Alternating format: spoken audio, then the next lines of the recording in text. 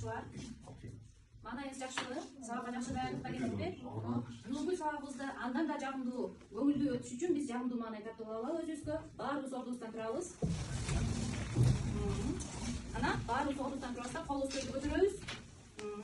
Жаман нерсенин, жаман ойдун баарын ылдый көчкө силкип салабыз. Силкип. Жок. Жакшы нерселерди чачыратабыз, бири-бирибизге чачыратабыз. Азаматсыңар чачыраттык, баарыбыз демек сабакта жакшы маанайда Ахмановдун Запары Чыңгыз Айтматовдун чыгармалары боюнча чыгармаларды өтүп жатабыз, Ошол чыгармалардын негизинде силер өзүңөр даярдаган видеоролик бар. Ошону көрүп, дагы бир жагымдуу маанай тартып алабыз.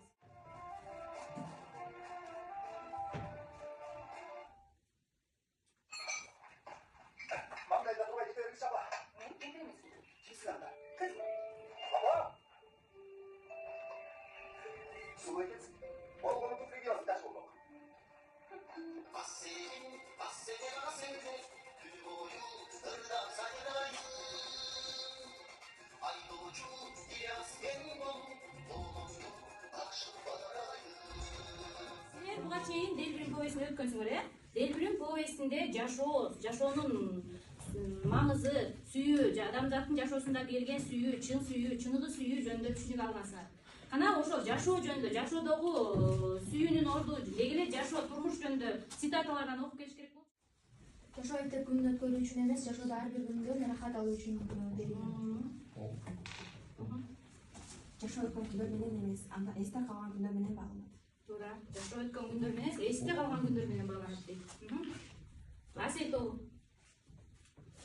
Sen сүйгөндү сүйбөй, сен сүйгөндү сүй. Сен сүйгөндү сүйбөй, сени сүйгөндү сүй дейт. Дагы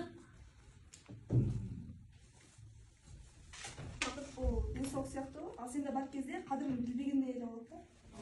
азаматсыңар. Чоң рахмат. Эл соолук, сүйүү, жашоо жөнүндө бир маңыздуу сөздөр айтылды. Алдын эки топко бөлүнүп алганбыз, Ильяс жана Асел. Мен силерди ушундай атайын эки топко бөлүп койгом. Делбирин чыгармасын өтүп атканыбызга байланыштуу.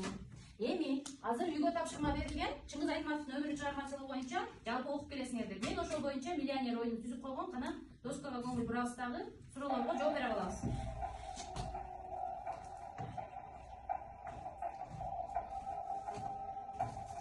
Варианттар чыккандан кийин ойлонобуз суроону. Жакшылап ойлонуп жооп беребиз суроолорго.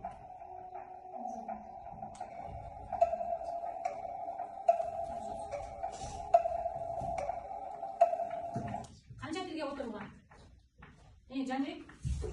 136. Ана туура жооп деген көрөбүз. Канча? Чыңгыз Айтматовдун чыгармалары 170 тилге отурулган. Ана кимдики туура? Ильяс тобу туурабы, Асел тобу туура көрөбүз. 170 демек Ильяс тобу өз угабыз, баарыбыз кул коюлуп турабыз.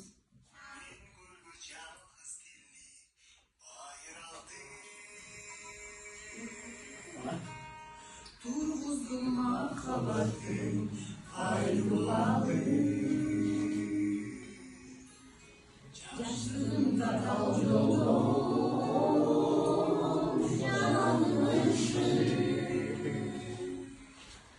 Yolundan kanadımdı ayrılalı Yaşlığımda kal yolum yananın ışığı Yolundan kanadımdı ayrılalı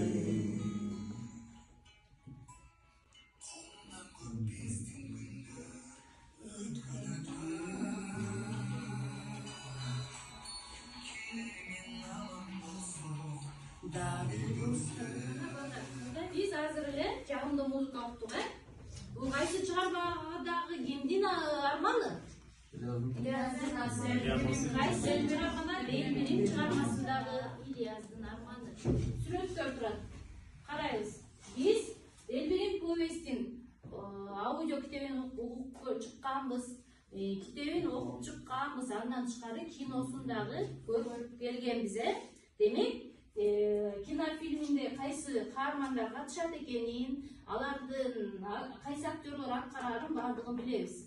Демек, достор карасаңар, сүрөттөр турат. Кана кайсы окуялар чагылдырылган? Таанышканы, Кол көтөрүп жооп беребиз. Дайыр. биринчи сүрөтүндө таанышкан болуп жаңадан. Андан кийин Ильяс жанагы менен адашып атасың, Дагы бир сүрөт калып калды. Мынакей дагы бир сүрөт. Көп үйлөнүп аткан учуру, Мунусунда уже жаңа Долондон авария болду. учураганы. Аварияда учурап келип, жанагы эме Аселөккө урушка кеткен кезинде барып Кимге барды? Хадичага барган. Хадича ким эле? Жок эмес, Ильяска Кол көтөрүп жүрөбүз. Ильяска ашык болгон айым, Анан андан кийинки сүрөттө уже эме баласы менен болуп турган. бул кандай убак баласы менен болуп турган убакта баласы менен бактылуу жашадыбы экөө? Жашай алган жок, Баласы менен жашай алган жок. Ортону ким бузду? Өзүбү же Хадичабы же башкаларбы? Хадича менен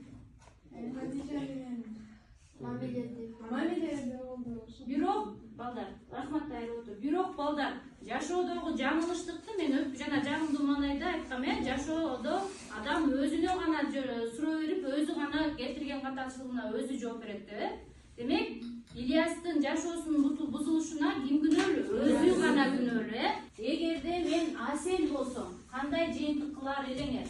Ошентип Ильяс тыштап, Ильястан кетип калат белеңер, же балким үй бүлөмдү оңдоп кетем деп, үй бүлөмдүн ынтымагын сактайм деп башкача жашоону ойлонот белеңер. Кана Ильяс тобуда силер дагы. Мен туура кылдымбы деп, Ильястын образына сүңгүп кирип, Ильяс болуп көргүлөчү, Асел болуп көргүлөчү, эгерде дегенди коюп көргүлөчү, эгерде. Ким жооп берет? Ильяс тобудан. Ойлондукпу? Роза? Эгерде мен Ильяс болсом, мен мелдешмек эмесмин.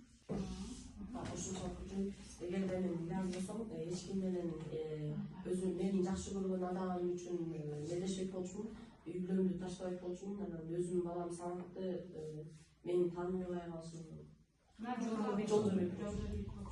Асел тобу.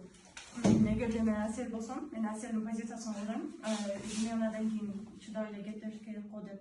Анткени ал андан кийин өзүнүн бактысын таап, ошо менен жашап кетти. Ошол. Дагы эркек балдардан. Дайыр. Мен эгерде Асел болсом, Ильяс ошентип келген күндө эле ошол жерден Ильяс менен уруша кетпей, жөн эле сөзгө эметип, ошол болгон нерселердин баарын кетирбеген аракет кылмакмын. Азыр биз сабагыбызды асфилог ыкмасы менен жыйынтыктап алалы балдар. Карасаңар балдар, ой жүгүртөбүз, изилдейбиз, жыйынтык чыгарабыз. Эмне үчүн Ильяс армандуу каарман Делбирин повестинде? Эмне үчүн Ильяс армандуу каарман? Ар бирибиз бияка келип жазып беребиз. Асел тобу, Ильяс тобуна келет. Нашнага бул жазабыз. Асел окуп, куттарга жазып беребиз. Эмне үчүн Ильяс армандуу каарман?